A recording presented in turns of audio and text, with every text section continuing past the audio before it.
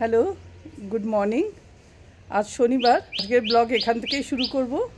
আজকে অনেকগুলো গাছ রিপোর্টিং করা হচ্ছে। নিচে যে গাছগুলো ছিল সেই গাছগুলো নাড়ু বললো ওপরেই নিয়ে আসবো, কারণ ওখানে যেহেতু ওষুধ আর স্প্রে একদমই দেওয়া হয় না, সেই জন্য নাড়ু বললো বেকার রেখে লাভ নেই, কারণ অনেক গাছই এইভাবে করে মরে গেছে জানো তো। এর আগে জবা ফুল গাছগুলো বিশেষ করে অনেক গাছই মরে গেছে, ওই জন্য একটা একটা করেও নিয়ে আসছে। একদম নিচ থেকে 3 তলা অবধি টানতে কষ্ট। আমি ওকে বললাম হাফ অবধি রাখো, বাদ বাকিটা আমি নিয়ে চলে আসবো।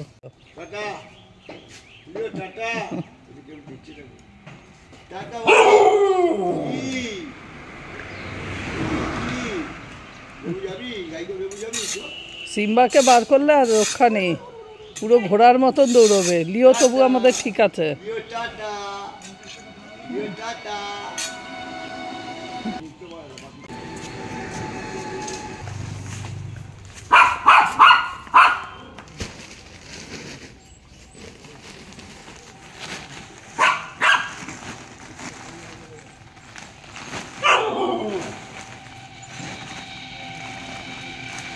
এখানে বসে সব কিছু মিশিয়ে নেবে, 50% গোবর আর 50% মাটি, তার সাথে সারটাও মেশাবে আর ওষুধও দেবে।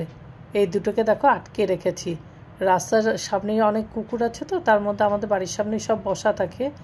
আর সিম্বাটা খুব তেড়ে তেড়ে যায় ওদের ওপর। আর লিওর তো ভরসাই নেই, গেটের নিচটা যেহেতু অনেকটাই গ্যাপ আছে, ও সোজা একদম রাস্তায় চলে যাবে।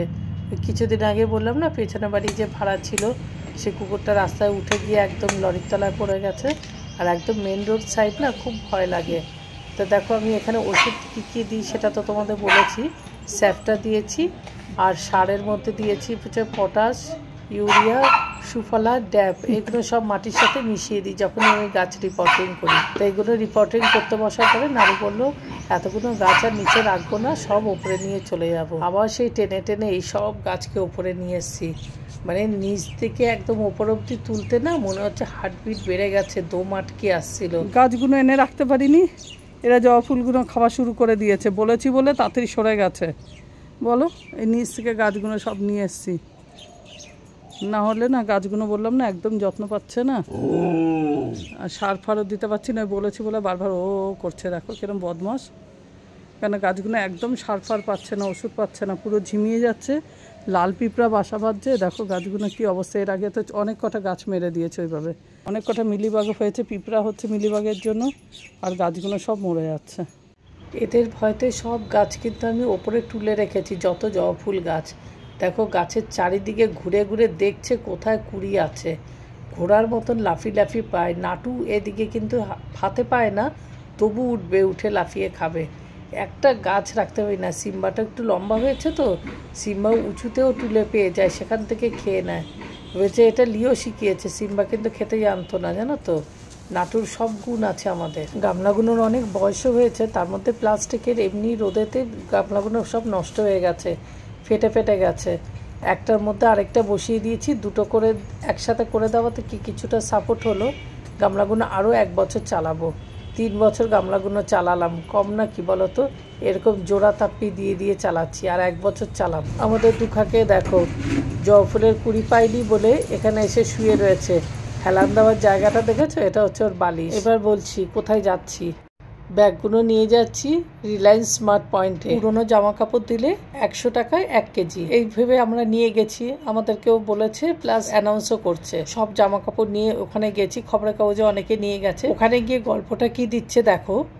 বলছে তোমাদের টাকা দেবো না, তোমরা 10,000 টাকার মাল কিনলে পার 1000 টাকাতে 100 টাকা করে কাটাতে পারবে। বেকার আমার টোটো ভাড়াটা গেল। সব ব্যাগ নিয়ে আবার রিটার্ন চলে এসেছি। কত বড় স্ক্যাম এরা করছে বলো। মিথ্যা কথা বলে সব দিচ্ছে, বলছে 100 টাকা করে দেবো। ওখানে অ্যানাউন্সটা করো যে আমরা তার পরিবর্তে কুপন দেবো, তোমাদের জিনিস কিনে কাটাতে হবে, 100 টাকা করে ছাড় দেবো। সেটা বলছে না, বলছে 100 টাকা করে দেবো পার কেজি। ওখানে কিন্তু শুধু আমরা একা বোকা সাজিনি, অনেকে খবরের কাগজ, পুরোনো জামা কাপড়, ইলেকট্রনিক্সের জিনিস অনেক কিছু নিয়ে গেছে। যারা যারা এরকম শুনেছে অ্যানাউন্স বা ওরা বলেছে, সবাই গিয়ে কিন্তু এখানে বোকা হয়ে গেছে। যারা যারা নিয়ে গেছে তারাও বলছে যে আমরা লাস্টে রিটার্ন বাড়িতে নিয়ে চলে গেছি। কিভাবে এরা বিজনেস করছে বলো, মিথ্যা বলে।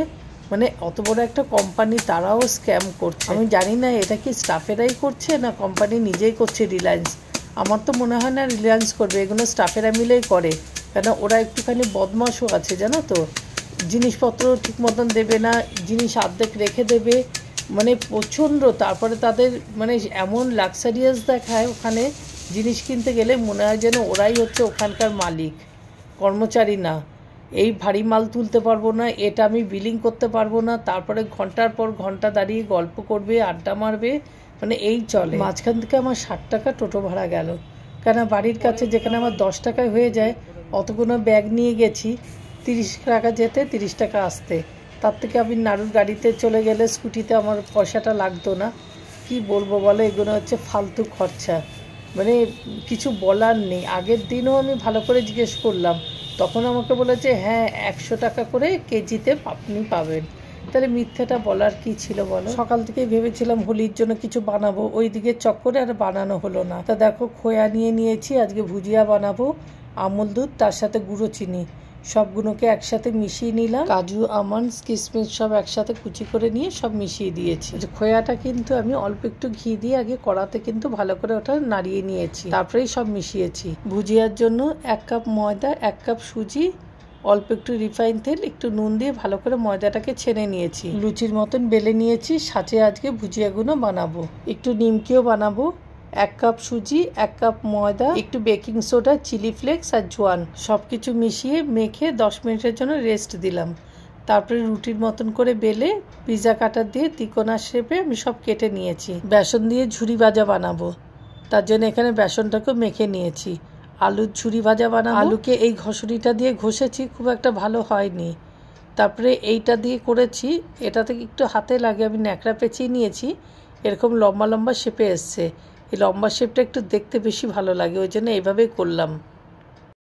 আলু এইভাবে করে কাটলে পরে প্রচুর কষ বেরোয় জানো তো, এটা ভীষণ গাছের জন্য উপকার। আমি এই জলটা ফেলি না, সব জল রেখে দিয়েছি, গাছে দেবো।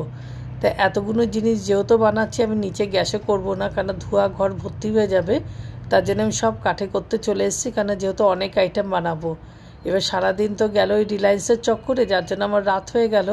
এবার এইসব ভেজে উঠতে উঠতে রাত 10টা বেজে গেছে জানো তো। নিচের থেকে সব এগুলো গুছিয়ে নিয়ে ওপরে চলে এসেছি।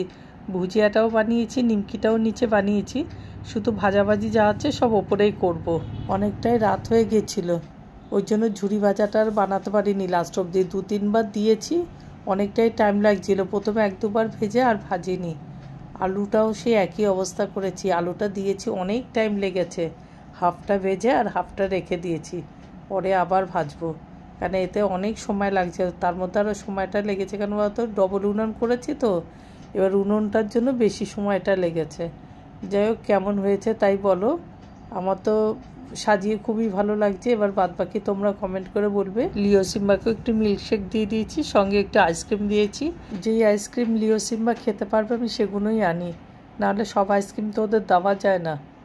হোলির দিন করতে পারিনি, কারণ যেহেতু আমাদের শুক্রবার ছিল, তাই চলো আমাদের খাওয়া দাওয়া হয়ে গেছে, আমরা শুতে চলে গেছি। আর ওইদিকে দেখো নাড়ু আর লিও দুজনে সমানে ঝগড়া করছে। লিওটা এত পাজি হয়েছে, কনস্ট্যান্ট নাড়ুর সাথে ঝগড়া করে যাচ্ছে।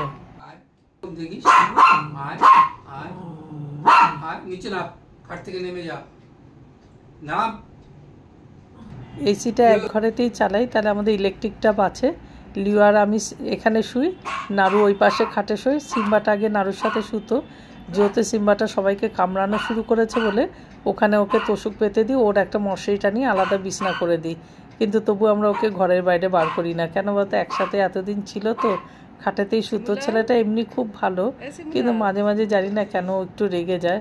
যাই হোক, আস্তে আস্তে হয়তো বয়সের সাথে সাথে ঠিক হয়ে যাবে। ভিডিওটা এখানেই শেষ করছি, আসছি ফিরে আবার নেক্সট ব্লগে।